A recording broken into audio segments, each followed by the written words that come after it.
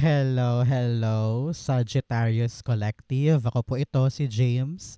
Kamusta po kayong lahat? And welcome po sa James Tarot PH. Ito po ang inyong weekly reading for June 29 hanggang July 5. Patawid po tayo ng bagong buwan. Ano po ang naghihintay para sa inyo? But first, Sagittarius, ihanda mo na ay yung isang tanong para po sa ating isang tanong, isang sagot. Kung meron po kayong pangmalakasang one question, hawakan mo yan.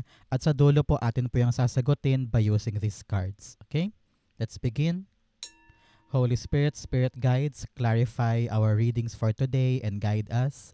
Inhale and exhale. Your cards for the week. Ooh, Five of Swords. Beautiful. Siya nga pala mga Sagittarius, maraming salamat po ha sa lahat po ng mga hindi nag-i-skip ng ads, nagla-like, nagko-comment, at patuloy pong sumusuporta sa atin sa tuwing meron tayong libreng reading para po sa inyo. Okay? So, sa mga new subscribers natin, hello po, welcome po sa ating channel. I-share nyo po yung ating video para po marami pang makapanood. Okay? So, please help me, do not skip your ads. Okay po? In the background of your reading, meron kang, Eight of Wands. Eight of Wands is talking about acceleration. Pagbilis, pag-andar, kung ano yung dating nakatenga, kung ano yung dating nakahinto or walang nangyayari, biglang boom, bibilis na ito. Many of you, parang magka-travel this week. Baka meron kang aasikasuhin na dokumento somewhere, or pupunta ka sa kabilang bayan dahil may fiesta, or meron kayong balikbayan friends, itutour mo sila, parang ganyan. So, asahan yung mga biyahe this week patungkol sa mga importanteng bagay. But, kung meron kang inaasikaso ngayon at parang feeling mo, bakit ang bagal, asahan po yung pagbilis ng resulta or resolution or pag-andar ng mga bagay-bagay. Congratulations. Partneran natin to ng Cosmic Energy card, Divinity. Every moment is filled with divinity. Cherish it. Naku, talagang gabay na gabay ka ng divine power ngayong linggong ito. Kung ano yung bibilis, dapat ka magpasalamat kay God dahil umaayon, pabor sa'yo yung mga nangyayari. Congrats po. So, in the core energy of your reading, meron kang the Five of Swords.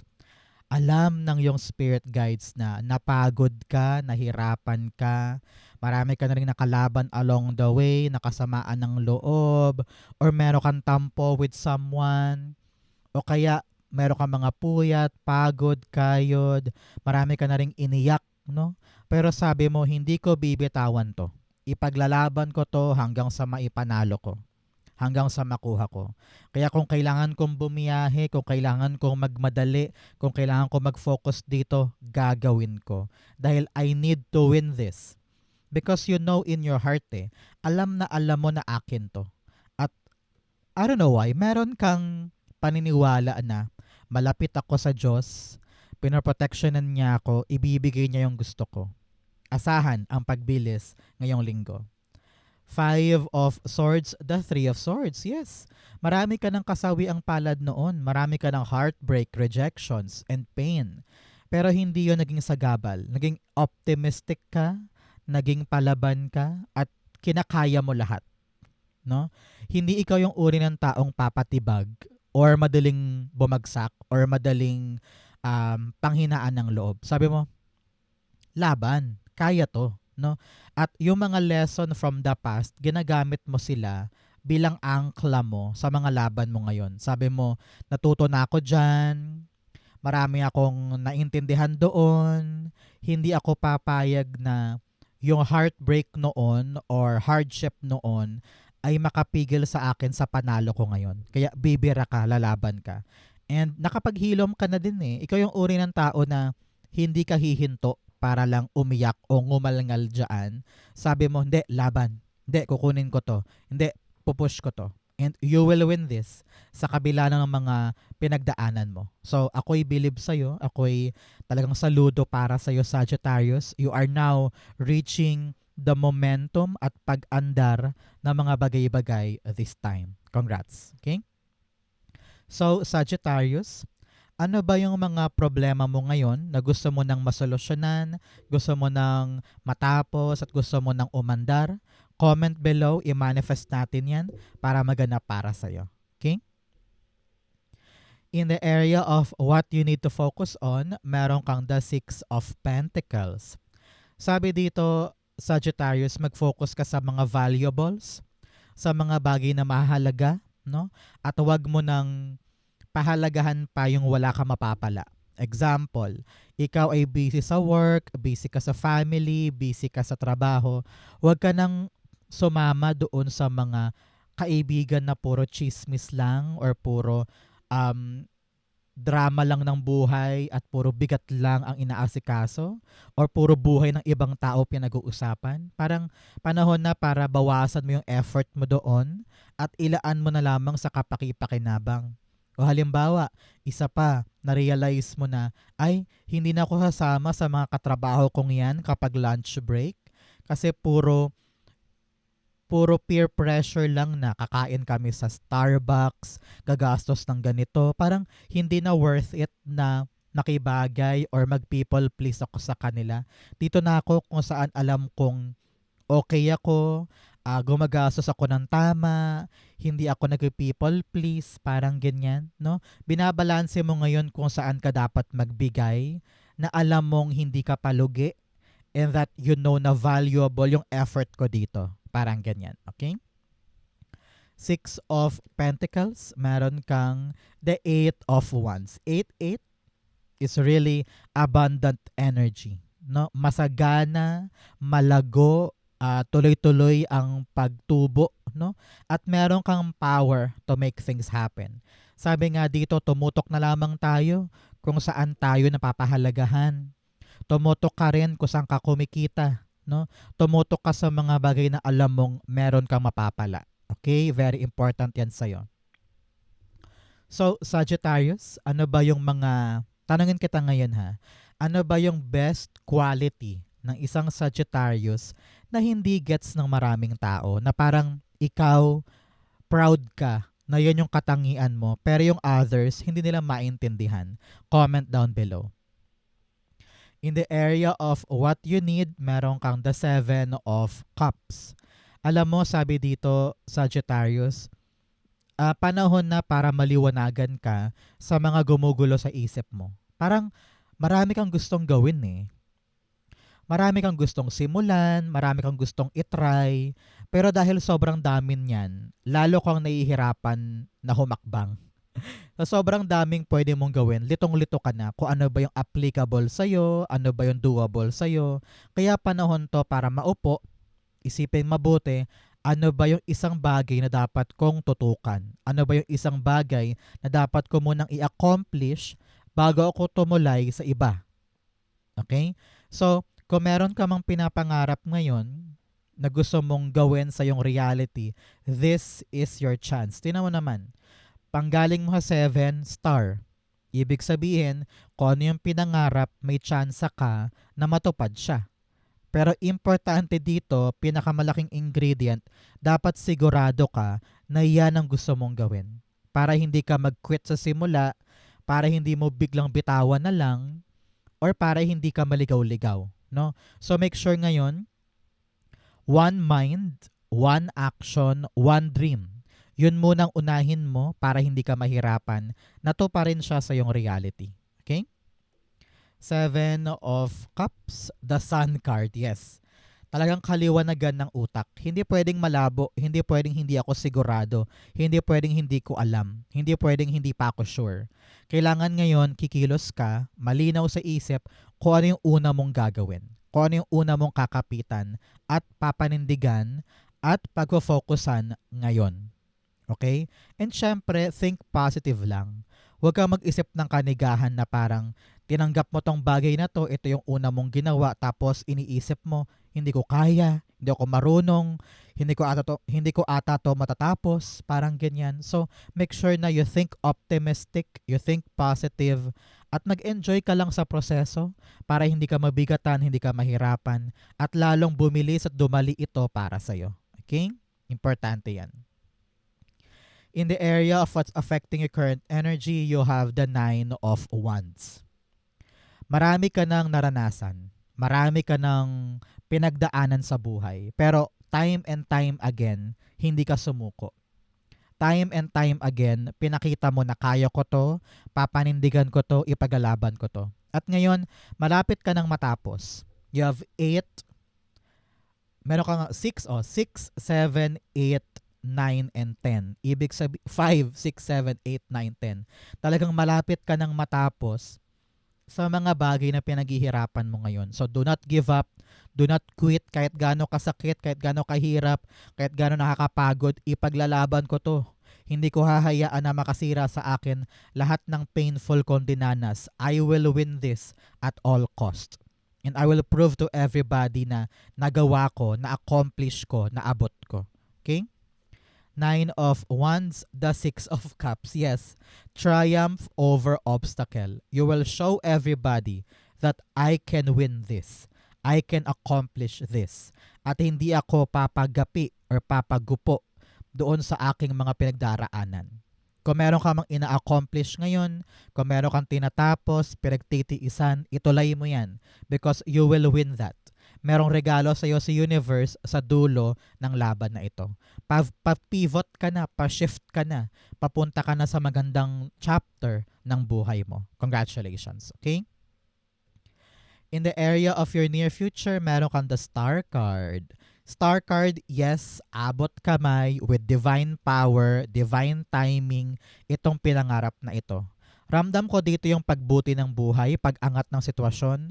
Kung nahihirapan ka man dito at parang hindi mo na kaya pero sabi mo, ipapanalo ko to ano man ang mangyari. Heto, nasa kamay mo na, no? Iyong iyo, Sagittarius, yung hiniling mo, yung pinangarap mo, yung goal mo. Hindi ka nawala ng gana, hindi ka nawala ng pag-asa, at nakatutok lang yung mata mo sa bagay na ito. You will have it. You will take it. So congratulations. Star card, the Six of Wands. Yes, panalo. Congratulations. Kuhang-kuha mo, iyong iyo. Sa dinami-dami ng tao sa paligid mo na pangarap din yan, gusto din yan, pero sa'yo binigay. No? Nakita ko dito greener pasture, talagang maunlad, magandang pag-angat ng kapirahan ang darating para sa'yo. Hindi mo akalain na ikaw yung panalo, na ikaw yung matatanggap, na ikaw yung chosen one. Pero dahil nanalig ka, sabi mo, God, ikaw na bahala. God, gagawin ko lang yung makakaya ko. Help me do this. At talagang pinaboran ka ni universe, no?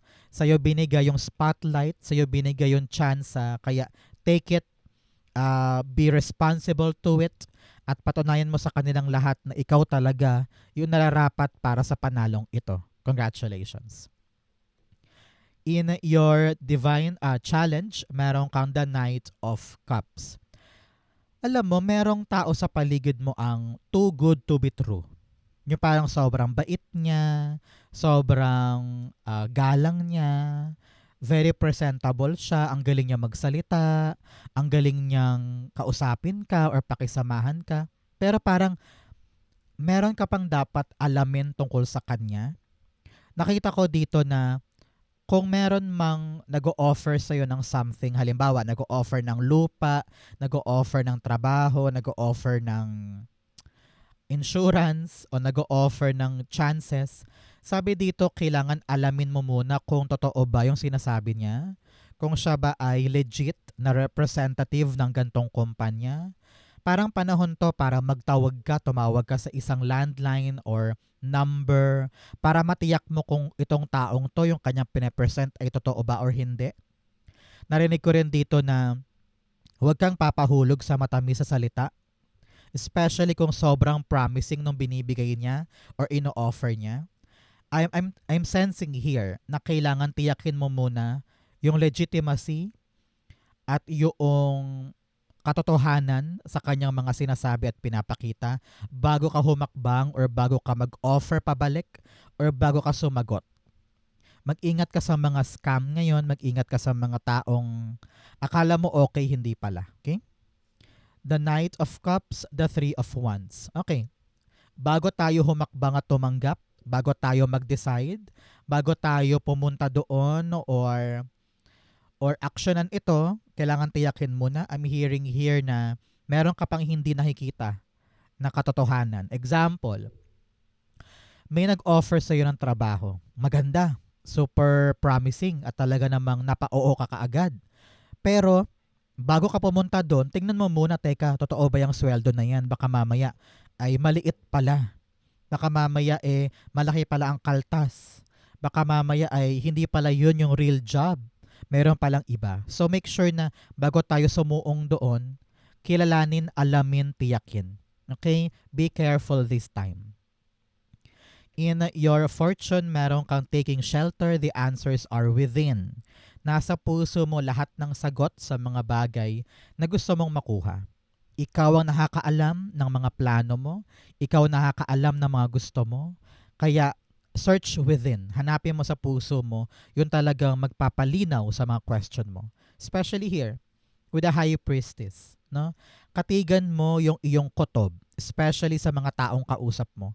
Kapag ramdam mo na parang OA naman ata siya. Parang too good naman ata yung kanyang binibigay sa akin. Parang iba yung kutob ko dito.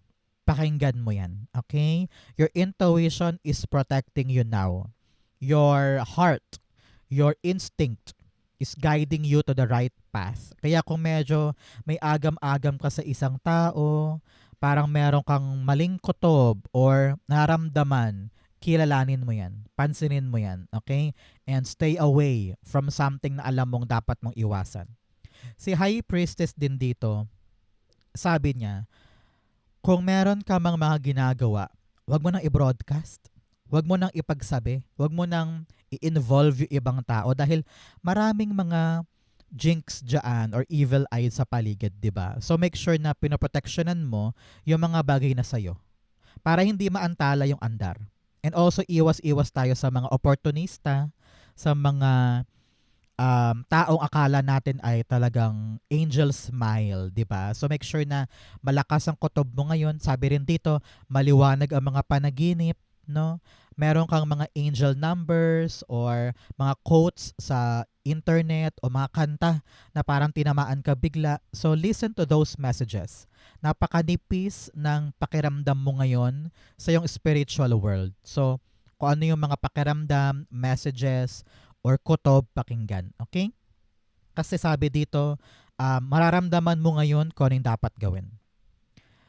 The High Priestess, the Seven of Cups. 7-7, meron kang lucky energy to fulfill something this week. With 7 of Cups, sabi dito, hindi ka na malilito. Kung kanina pinapayuhan kita na think one thing at kailangan maliwanag sa isip mo na yun ang uunahin mo, ngayon darating yung assurance or pagkabuo sa isip mo ng isang idea at mananalig ka, may confidence ka na gawin yon. Example, nalilito ka kung saang school ka mag-a-apply kasi nga nakapasa ka na sa licensure exam. At gusto mong bilisan, sayo mo, naku, pa-July na, baka makahabol pa ako sa isang public school na trabaho. Why not, di ba? So sa dinami-dami ng public school na pwede mong puntahan, ngayon, makakaisip ka ng isa. Sayo mo, ito ang tutumbukin ko ngayon kasi parang may feeling ako, dito ako. So why not? Puntahan mo yun, mag-apply ka, and you will see na bibilis yung mga pangyayari at makakapasok ka na doon sa tinutumbok mo ngayon. Okay? For others naman dyan, makakaasa ka na malinaw na ngayon. Malinaw na based on your intuition kung ano yung dapat mong gawin. Congratulations. In your divine messages, meron kang the energy is gaining momentum. Yes, bumibilis na, umaandar na. Yung dating mahirap, kumakayod, nakakapagod, ngayon dediretso na yan. At kikilalanin mo na ngayon kung ano yung mga dapat iwasan, yung mga dapat kong layuan. At dahil medyo meticuloso ka na at marunong ka nang makiramdam, wala nang haharang sa tamang direksyon. At hindi mo nahahayaan na pigilan ka ng mga asungot. Okay? In your divine, meron kang the 10 of Swords. Pinapayuhan ka, Sagittarius, na bangon palagi. Kapag nadapa, kapag plakda, kapag bokya, huwag kang mananatili doon sa loser area na yan. Always choose to rise up. Palagi, everyday, kapag sumisibol ang araw, that is your chance na meron pa akong chance, meron pa akong pagkakataon, meron pa akong pwedeng itry. So, wag mong ikulong ang sarili mo sa pagkadapa na ito. Babangon ka palagi. Okay? The Ten of Swords, the Ten of Wands. Tingnan mo naman, kahit gaano kahirap, kahit gaano nakakapagod, you can still fight for more. Okay? 10-10 is really ending of suffering, ending of hardship, ending of kayot. Lagi mo isipin, hindi ako habang buhay na naghihirap dito. Hindi ako habang buhay na pinapasan to.